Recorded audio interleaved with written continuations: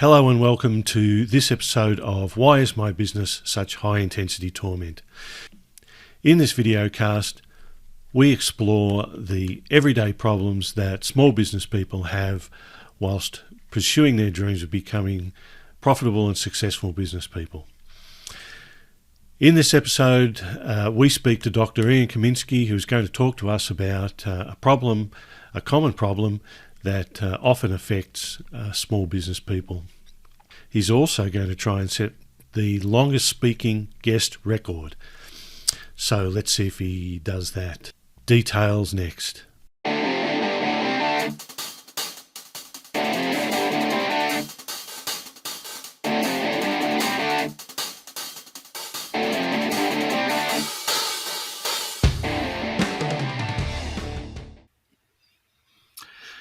Mr. Dr. Ian Kaminsky, thanks for joining us today. Pleasure to be here, Graham. Can you tell me a little bit about your business? Yes, love to. So I'm the CEO and founder of Melbourne NLP Hypnosis Centre. And what we do, Graham, is we help our clients basically overcome challenges they may have in a whole variety of areas, whether it's in a professional or business sense. I suppose probably the main five focus areas we help clients in quit smoking, weight loss, drinking less, fears and phobias, and anxiety and stress management.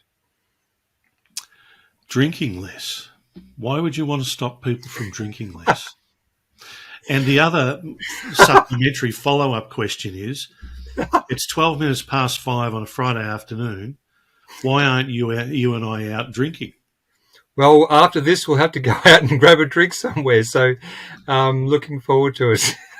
Yeah, that's mystifying to me. Why would anybody want to stop drinking? Smoking, I can understand, because that's a real nuisance. But anyway, I think it's probably more, Graham, more the level of drinking. It's actually a really good point you're raising, because most of the clients who come to see me in relation to drinking actually don't want to stop totally.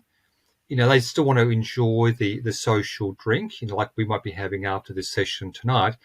But I suppose where their concerns are is that sort of level of drinking they're having and the sort of, you know, the frequency of it. Because most of them who come and see me drink every night and drink, you know, to a level that they're not happy with. You know, maybe it could be a whole bottle of wine, for example, or, you know, quite a substantial amount of beer and things. I know a woman who could drink 60 cans of beer in a day, and she used to do it every day. Anyway, that's another story. We'll get on to that. That's for another time. We can talk about her. So you do handle a range of problems, and I've got a little slide up here, the Melbourne NLP Hypnosis Centre. And the specific one we're going to talk about today is what? Yeah, this is sort of one that actually really affects a lot of business owners and also people who just work in a professional setting. And that actually is the fear of public speaking. You know, well, there's sort of two parts to this. There's the first one is the fear of public speaking, but number two also is speaking clearly and effectively. You know, so as business owners, you know, we're often, you know, presenting, we're often pitching ideas either to our staff or to prospective clients, and we're giving presentations and so on. And to do that actually effectively is actually is a very important skill that actually, you know, really determines how our business will run effectively moving forward. Yes, clarity and communication in all areas of business is very important, especially with employees. I found communicating with employees very difficult. That's why I got rid of them all 20 years ago. I don't have that problem anymore. But that's one way of dealing with it. I suppose The other way of dealing with it is just to try and improve your communication skills. You can't get rid of clients, though, unfortunately, Graham. So that's one thing. No, yeah, I know. I found with clients the best way to communicate with them is not to say anything at all, is to listen really hard to what they're saying and try and make head nor tail of what they want, which is often a challenge. So how common is this problem? Do you come across it a lot, or do you usually get alcoholics in your office? It's in terms of fears, Graham, it actually ranks as probably one of the top fears that people have. And, it's actually been found to actually be more common and a greater fear than, in fact, the fear of death. And we were just talking a little bit about a Seinfeld skit just before we came on today, which was very humorous, but it talks about people who go to a funeral will often prefer to be in the casket rather than delivering the eulogy, which is pretty hard to believe. Yeah. Well, I've been to funerals before, and watching the person giving the eulogy, I'm thinking, I wish you were in the casket. But anyway, so I understand you treated somebody for this recently. Can you tell me a little bit about what her specific problem was? Yeah, great question. So this particular lady, she was in HR, and she was an employee. She wasn't a business owner, but she was an employee. And I think I found the problem already. Well, she's in HR. Well, that certainly probably didn't help. It doesn't help, does it? No. Anyway, she's an employee in HR. Yes, and she actually had a couple of harrowing experiences, both growing up and also in very early on in her career in terms of presenting. And unfortunately, her job entailed quite a bit of training and quite a bit of presenting.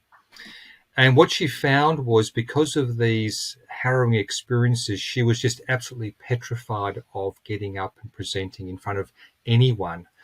And when she came to see me, she was due to give a presentation this was on the 23rd of August. And this was to very senior leaders in her company. And she was just petrified. And so she said to me, Ian, look, you've just got to help me, overcome this fear and be able to get up and present and do an effective job. And so it's normally my program is over 3 sessions. And so I was able to squeeze in, because I only spoke to her a couple of weeks beforehand. And so we're able to squeeze in 2 sessions prior to her presenting. And so I was very conscious of, what she was, the deadline we had to work towards. I actually even, in fact, rearranged the content of our program just to sort of fit in better for her. So she actually had the right skill set when she presented on the 23rd. And not only did she have the challenge of presenting, but this is also the first time her company had ever run this event, so it was totally disorganized. And to make things even worse, Graham, she was asked to present with another person, so she was co-presenting. And the person pulled out at the very last minute. So like almost everything you can imagine that could go wrong went wrong. And so my job was to help facilitate her, overcoming her fear, and then giving her a whole series of strategies to be able to present more effectively on the day, feel more comfortable, feel in control, and to do a great job. And the funny thing was, just throw in one other thing, Graham, it just so happened purely by coincidence that I was presenting something on the 23rd of August. It was just unbelievable, the timing of it. And so what worked really well for this particular client was that I could then share with her all the strategies that I was using to prepare for my own presentation. So I shared with her a lot of the tools, techniques that I use to present. And I think she got a lot of value in us, co-preparing for our, respectively different talks. And, me sharing, real practical life examples of what I do to prepare for my talk, I think really helped her, over the line as well. You mentioned that you suggested some strategies to her. Can you give us an example of what one of those strategies might be? So a couple of different relaxation techniques. I was actually thinking about this problem more deeply before we came on, so earlier on today, and I was thinking about, well, there are sort of three core challenges people have when presented with giving a talk. And the first one is about the mechanics of public speaking and talking effectively. Now, this is something that, this is not something that I sort of cover with my clients. I mean, I do give them a couple of tips, but it's not really a core focus of my program. But there are things like, for example, Toastmasters and, members of, which give us. You're not meant to say that. You're not meant to say that. You're going to expose me. Anyway, carry on. Maybe you can cut that bit out if you like to cut that bit out. Where people can get some good training on presentation skills and I think probably even more importantly, get, weekly exposure to presenting and get very comfortable with it over time. I think it's actually really important for people to boost their confidence and ability. Then problem number two is the whole preparation process and dealing with anxiety that may come up as people, prepare for the actual presentation. And even just before the presentation, like in those couple of minutes leading up to the getting up and talking. And then finally, when they are presenting, what are some of the techniques they can use to help them, be calm, be relaxed, and be able to talk effectively, even though they might be feeling quite anxious, internally. And so a lot of the time I spent with my client was focusing on that anxiety that, that it can occur leading up to the event.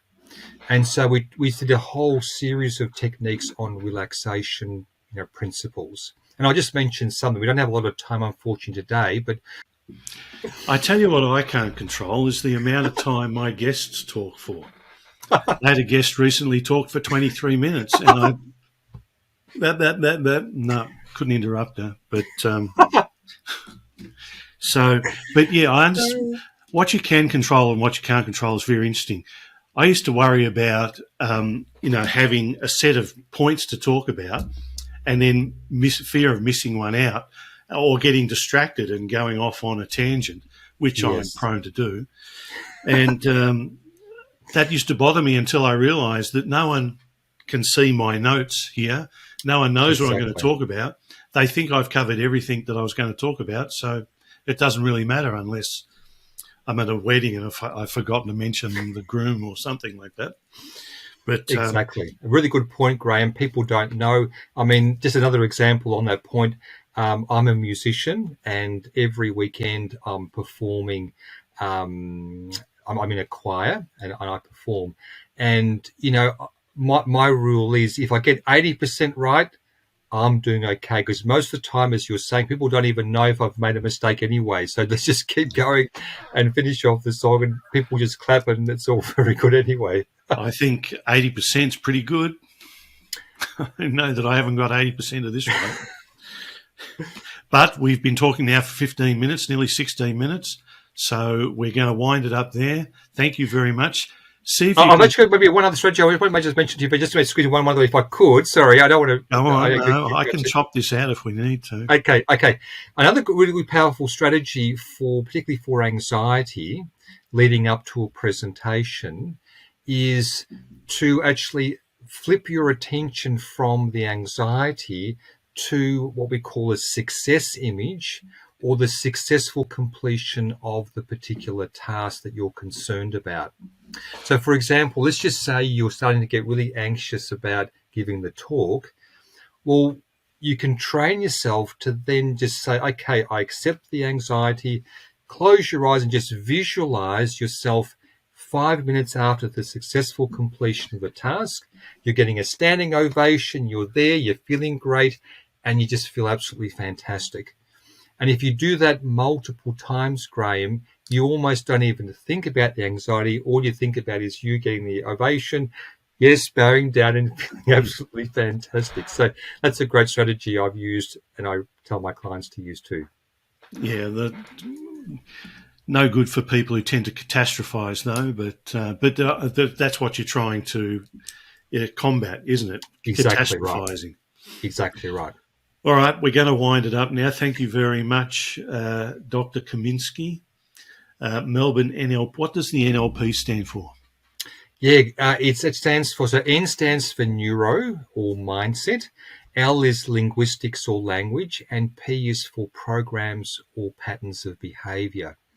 So in a nutshell, what we're doing then, Graham, with NLP techniques is we're using language or linguistics to actually affect or change someone's neurology or mindset to help them eliminate or change undesired patterns of behavior. For example, drinking too much. Okay. Well, I knew I'd regret asking that question because we're up to 18 minutes now. But I'll have to get you back on, Ian, to help explain the name. I've also got a lot of questions about hypnosis. I mean, you must have a lot of fun with that. Lots and lots. So I'll have to get you back on and see if you can talk your client into telling her what you find. Yes. I saw her. Actually, just as a final thing, I actually took her to Toastmasters. I went to Toastmasters on Wednesday night, and I invited her to come along. And we were both there, and we were both anticipating to be purely observers. And unfortunately, they didn't tell us that we're actually asked to give an impromptu presentation during the actual night. And she said to me afterwards, Ian, I would have totally freaked out, and I would have just said, pass, not interested, I can't even do this. But to her credit, she got up and she actually gave a little talk, and she was really happy about being able to do that, where otherwise she could have never done that in the past. So it was just a great outcome for her. And that sort of confidence does build. Exactly. Yeah. And this is what the issue with public speaking, this is what I was saying before a little bit, Graham, is that repetition, is so important. That's what builds our confidence and our ability. Mm. And so for her to be now part of either Toastmasters or group, where she's getting up every week and presenting, will then help her dramatically then over time continue to improve her ability and her confidence as well. Well, you haven't set the record for most talkative guest, but you've given it a red hot go. And with that, we'll say goodbye, okay? Thank you for having me, Graham. It's been an absolute pleasure. Thank you, Ian. See you next time. We'll get you back because you've got plenty to say. Thank you. No worries.